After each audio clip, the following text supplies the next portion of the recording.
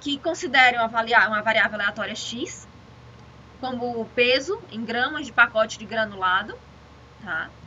O processo tem um valor alvo, ou seja, aquele valor que a gente quer acertar, de média 0, μ0 igual a 100 gramas, e desvio sigma 0 de 10 gramas. Assumindo o processo sob controle e estável, a gente vai ter essa distribuição aqui. Então, observa que eu tenho aqui média 100, ok? Limite inferior de especificação, limite superior de especificação. Inferior de 65, superior de 135. Então, ali eu teria um processo estável. Ele está todo bonitinho ali. Imagine agora que a média passe de 100 para 120. Vocês lembram da aula de distribuição normal, que eu falei que a distribuição normal, o ponto de máximo dela vai estar sempre na média? Então, se eu deslocar a minha média para 120, esse ponto de máximo, ele também vai se deslocar, tá? Então, aqui, eu vou ter uma distribuição com caudas maiores e o meu ponto de máximo passou para 120, tá? Ela caminhou. Se eu for considerar os limites de controle, o que é que vai acontecer? Os limites de controle vão caminhar junto, porque o limite de controle ele é muito baseado na média, tá? Ele não muda drasticamente se a gente usar o quê? Lembra daquele estimador de variabilidade SD que a gente usa para caso saia de controle ele consiga perceber isso mais rápido? Então aqui, ok, ele vai ter uma leve alteração nos limites, tá? Se eu falar de limite de especificação, ele se mantém fixo, independente da média do processo, independente da variabilidade. Ele não vai se movimentar. Então aqui, ó, limite de especificação 65, 135, média 100. Mudei a média para 120, os meus limites permanecem os mesmos, tá? Então, se a média do meu processo mudar, eu tenho uma grande chance de perceber que a capacidade do meu processo também diminuiu, também mudou. Por quê? Porque o limite de especificação vai se manter o mesmo. Ele não se altera, ele não é flexível, como o limite de controle que vai se ajustar de acordo com a amostra, tá? Então, aí, o que a gente vai fazer? Com isso, a gente consegue calcular uma coisa que a gente chama de PFE. PFE é o percentual de itens fora de especificação. Nesse caso aqui, eu gostaria de saber, por exemplo, o percentual de itens que está nessa região aqui, ó. Fora de especificação. Aqui e, consequentemente, aqui, né? Que também aqui está fora de especificação. Vamos raciocinar lá da curva normal. Na nossa tabela de normal padrão. O que a normal padrão dá? A normal padrão dá pra gente isso aqui, né?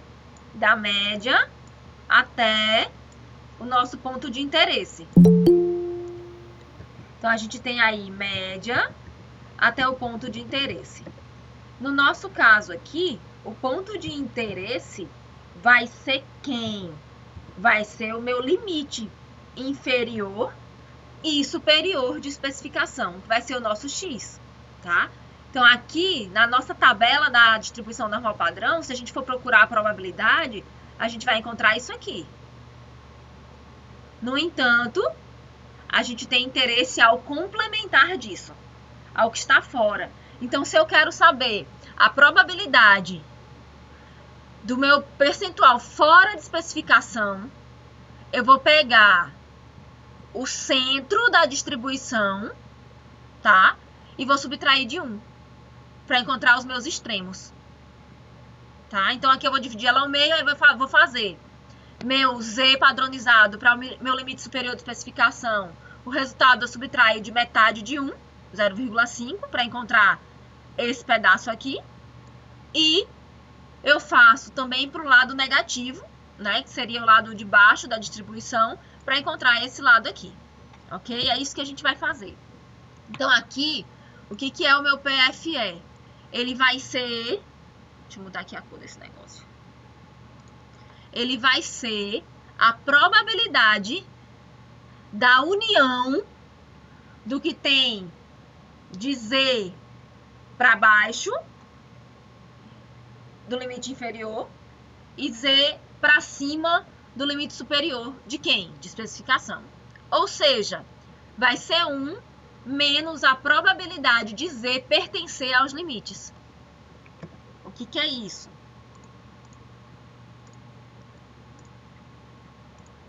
A probabilidade de Z pertencer aos limites é essa daqui.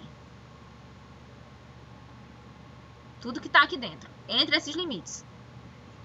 Isso aqui diz respeito à probabilidade de Z pertencer aos limites de especificação. Ou seja, está entre os limites de especificação, tá? O que a gente quer? Quem é o PFE? O PFE é o complementar a isso. É o que está aqui fora. Se eu sei que a probabilidade ela é no máximo 1, eu vou fazer o quê? Eu vou pegar o que eu encontrei, que é Z pertencente aos limites, e vou subtrair de 1 para encontrar os extremos, tá? É isso que está dizendo bem aqui, ó. 1 menos essa probabilidade do meio, tá? Ou seja, a probabilidade de Z ser menor do que Z do limite inferior de especificação, mais a probabilidade do Z ser maior do que o Z do limite superior de especificação, tá? Qual é a diferença disso aqui para o que a gente viu na aula de distribuição normal padrão? É que ao invés de dizer aqui que é X, eu estou chamando de limite inferior de especificação, tá? Mas se vocês observarem, é a mesma coisa. Eu estou padronizando os meus limites de especificação. É isso. Eu vou padronizar os meus limites, ok? Então, aqui eu tenho 135 e 65.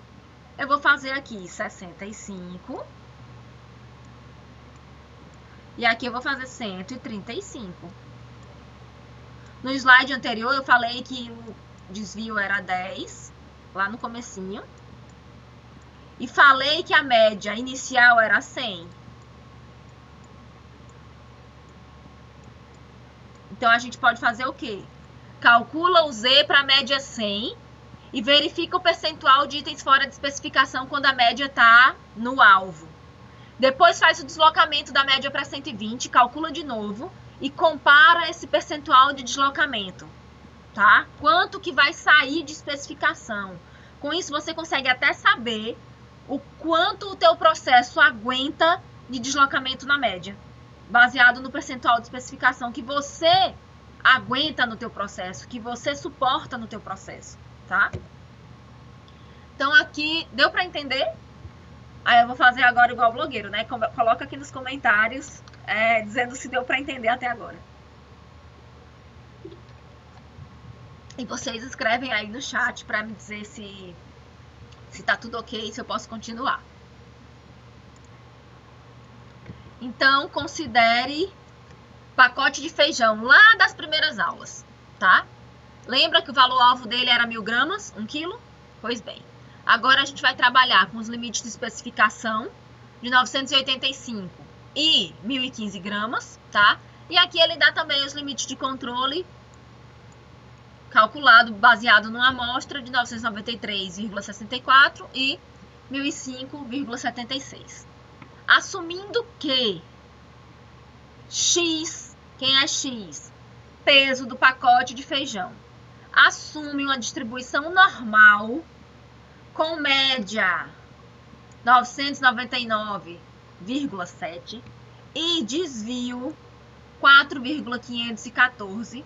Então, a gente consegue calcular o percentual do PFE, que é o que a gente está vendo agora. E para quem tiver curiosidade, do poder do teste. O poder do teste é relacionado ao limite de controle.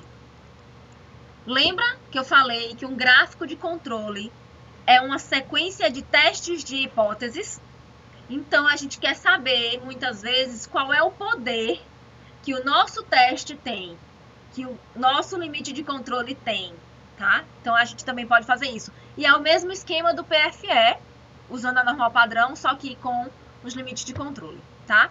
Então, aqui a gente teria esse desenho. Uma distribuição normal, que segue média Mi, 999,7, e desvio de 4,514. Eu vou anotar aqui. Desvio de 4,514. Ok? Os meus limites de especificação são 985, 1015. O que eu tenho interesse em saber? Isso aqui, ó. Qual é a chance do meu item produzido cair fora da especificação? Certo? Lembrando que quanto mais baixo esse percentual, melhor para o nosso processo. Então, aqui a gente tem a probabilidade de Z ser menor do que Z do limite inferior de especificação. E do outro lado, a gente tem a probabilidade de Z ser maior do que o nosso limite superior de especificação. O que eu vou fazer? Vou calcular dos dois lados e vou somar. Então, aqui, eu vou substituir o meu limite de especificação inferior. Vou substituir a minha média do processo, meu desvio, achei, então, um Z de menos 3,26. O que a gente faz?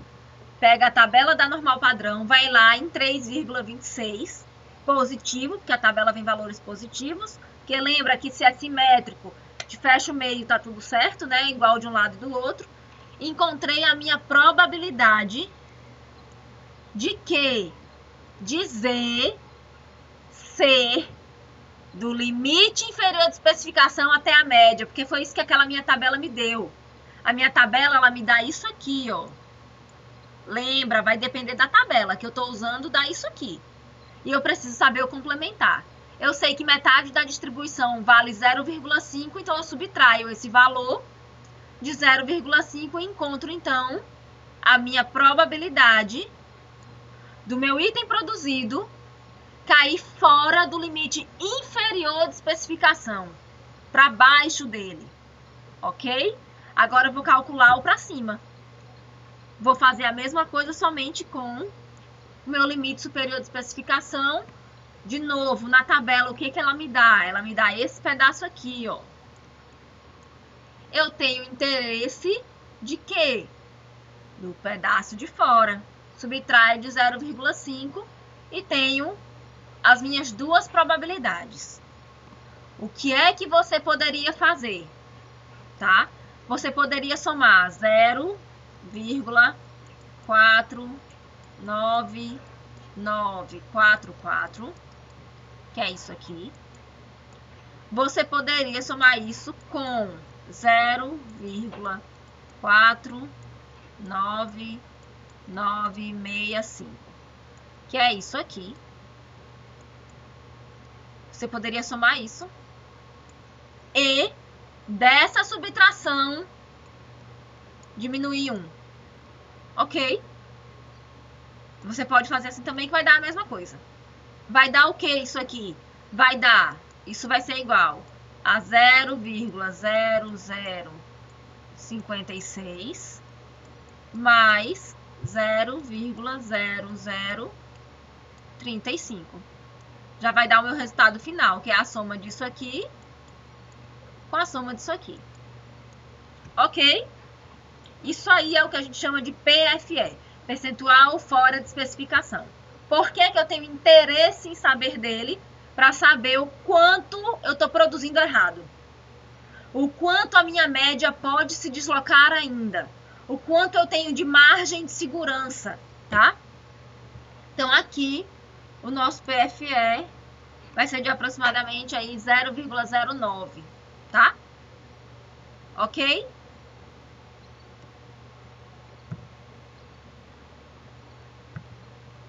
Se a minha média se deslocar para 1000, ao invés de 999,7, ela caminhar para 1000, o que é que vai acontecer? tá? Com quem? Com a quantidade de itens fora de especificação. Vai mudar aqui. O que eu vou fazer? Vou calcular o meu PFE para um deslocamento de média para 1.000, para 1.004, para 1.008. Observem que nesses dois valores aqui, o meu PFE ele se mantém. Então, o que acontece? Se eu tiver um pequeno deslocamento na minha média, não faz muita diferença, não. Mas olha de 1.000 para 1.008. Já dá um percentual de 6%. É o mesmo cálculo que é feito, só que com outra média, tá? Então, o que vai acontecer? Eu percebo que houve um aumento. Por curiosidade, calcula para 1.020. Para vocês verem o que vai acontecer com esse deslocamento. Calcula 1.050 para ver quanto é que vai dar. Esse valor aqui ele vai aumentando e chega uma hora que ele dá um salto drástico, tá? Então, o que acontece? O que você vai perceber? Que até certo ponto o teu processo vai suportar isso aí, baseado no PFE aceitável para a empresa. Esse PFE não tem regra. Quem vai dizer é você, tá? Então, é para isso que serve. Ok? Então, a gente encerra aqui a parte de PFE, percentual fora de especificação. Vamos pensar agora em alarmes versus itens não conformes. Então, o que a gente vai fazer? A gente vai associar, é normal associar isso, a existência de um valor de média fora dos limites de controle com essa produção de itens fora de controle de especificação. Tá? Normalmente as pessoas fazem isso. Elas associam um item fora de controle com um item fora de especificação. Só que uma coisa não vai implicar a outra, em especial quando o limite de especificação está muito distante do valor-alvo. Tá? Se esse limite de especificação for muito largo, muito distante do que eu espero de média, dificilmente vai ter essa associação. Tá? Então, a gente observa aqui, ó, os limites de especificação, tá? Isso aqui está lá no livro do Costa, desse processo do pacote de feijão. E eu tenho aqui o meu valor-alvo. Então, a gente vê que existe aqui uma distância, principalmente do limite superior, tá? Se a gente pensar em limite de controle, eu tenho aqui um item fora de controle. Mas na especificação eu não tenho. Tá tudo dentro de especificação. No entanto, esse aqui, ele mostra uma leve chance. Ele, assim, falta só uma oportunidadezinha para ele sair de especificação, tá? Então, ele não tá fora de especificação, mas ele já tá fora de controle. Porque o limite de controle ele é baseado na média e na variabilidade, tá? Então, uma coisa não implica a outra. Ele pode estar tudo dentro de especificação, no entanto, ele pode estar fora de controle. Que vai sinalizar uma mudança no processo, tá? Vai sinalizar que a média desse processo se deslocou. Ela se deslocou, porém, o PFE dela pode ser baixo. Mas para o limite de controle já identificou como um processo fora de controle, tá? Então, talvez essa mudança não tenha sido suficiente para gerar unidades não conformes, mas foi suficiente para mostrar que o processo está fora de controle e que isso pode ocorrer por uma causa especial responsável aí pela média que está se deslocando. Então, é muito bom que você venha intervir nesse processo para já resolver o problema e não esperar que ele comece a produzir fora de especificação, tá? Então, há situações que, mesmo em controle, determinada quantidade de itens pode acabar fora das especificações. Por quê? Quando eu trabalho com controle da qualidade, eu estou trabalhando com amostra e com margem de erro, tá? Se eu tenho amostra, eu tenho margem de erro. Pode acontecer que mesmo o meu processo inteiro sob controle, alguns itens produzidos saia de especificação, tá? Pode acontecer. Isso não vai dizer que o meu processo não presta. Só que a especificação, eu estou analisando item a item. No controle, eu estou analisando a amostra. A amostra tem margem de erro, um erro aceitável, ok? Então, isso aí ficando claro, fica fácil para vocês, então, entenderem o que é limite de controle, o que é limite de especificação, para que cada um vai servir no processo. Um estando fora de controle não significa que o outro está fora de especificação, tá? Então, esse raciocínio vocês precisam ter para levar para a vida profissional de vocês.